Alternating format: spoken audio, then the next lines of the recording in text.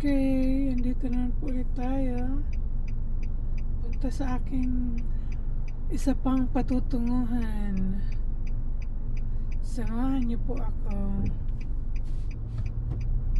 At para naging pasyal. Pakita ko sa inyo yung lugar namin. Ito dito ay usually nadadaanan ko.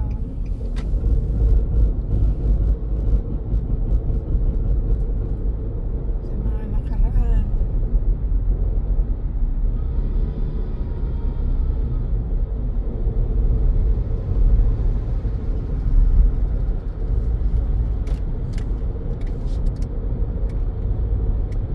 So this is called Marine Corps Drive.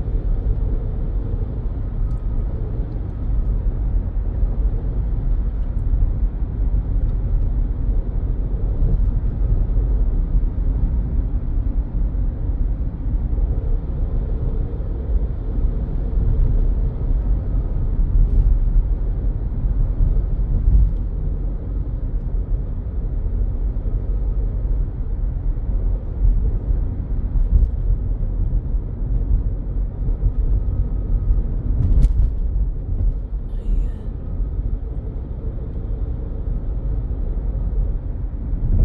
Reliable builders. Ito yung sa kanan ko. Village of Donkey. Japanese Mall. Soon to open. Malaking nila. Malaki yung area nila.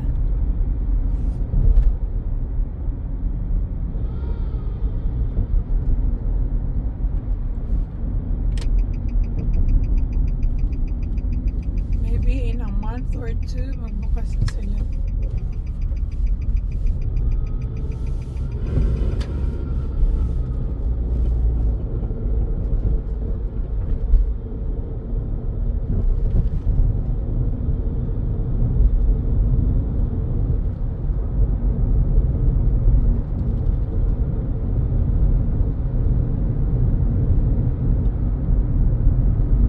And this road is called Airport Road.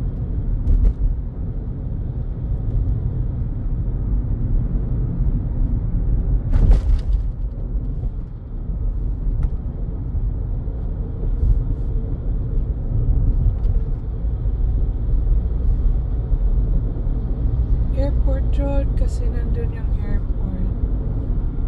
Ayan yung tumbok na yan dyan. Airport. Ayan, International Airport. Guam. Ayan. Ay, nabutan. Sige lang.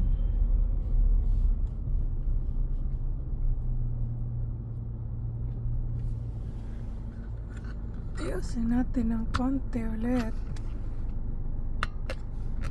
Kasi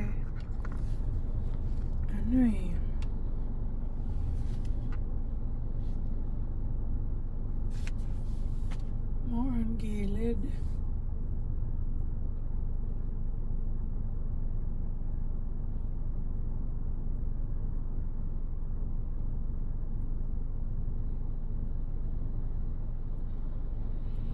Time check is 6:37 p.m.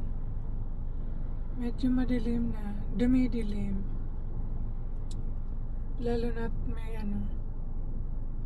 maulap.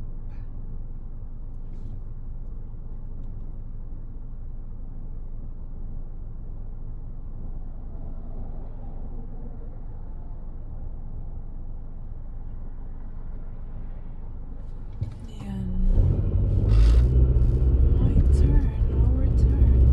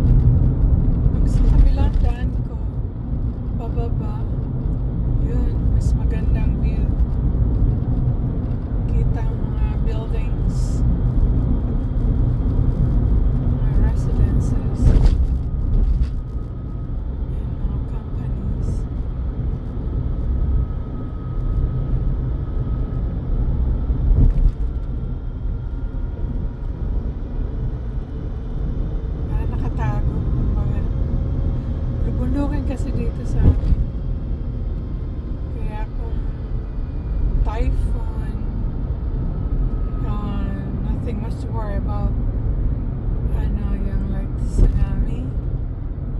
Ang lang, yung hangin. Kasi mataas ang areas. Most areas. Yung nga lang, yung mga nasa gilid ng dagat, yun ang ay, what's wrong? Under construction yung yung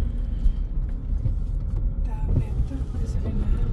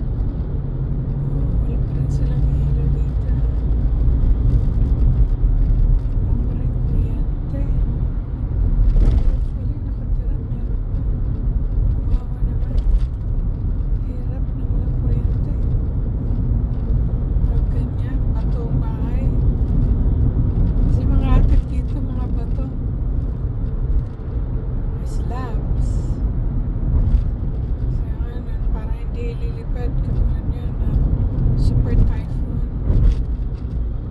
So, mahirap pag hindi slab.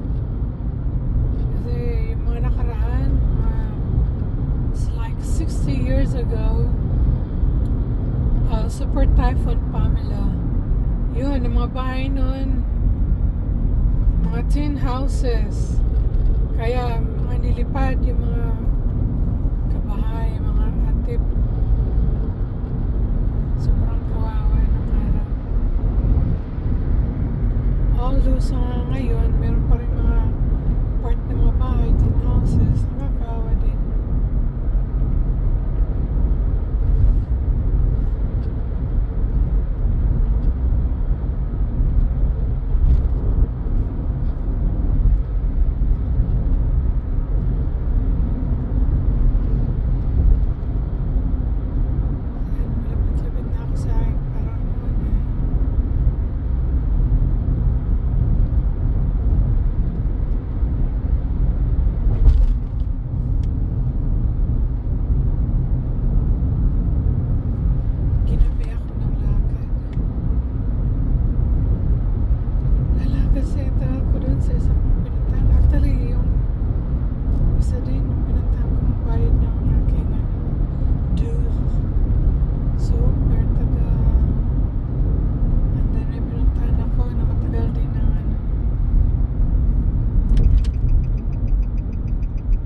Pilahan din.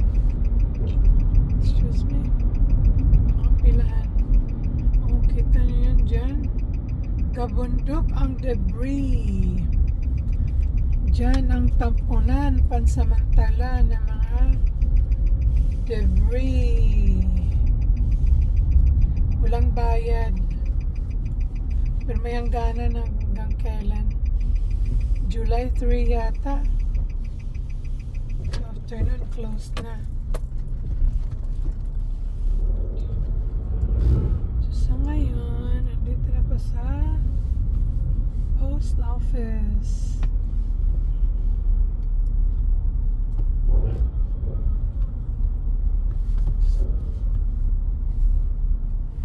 Ayan, post office. This is Barga, the main office. Main facility. Guam main facility. Okay. Ako'y mag-check ng mail. Kasi ang kapatid ko may hinihintay na mail para sa trabaho niya. No choice akong pupunta dahil akong may hawak ng susi.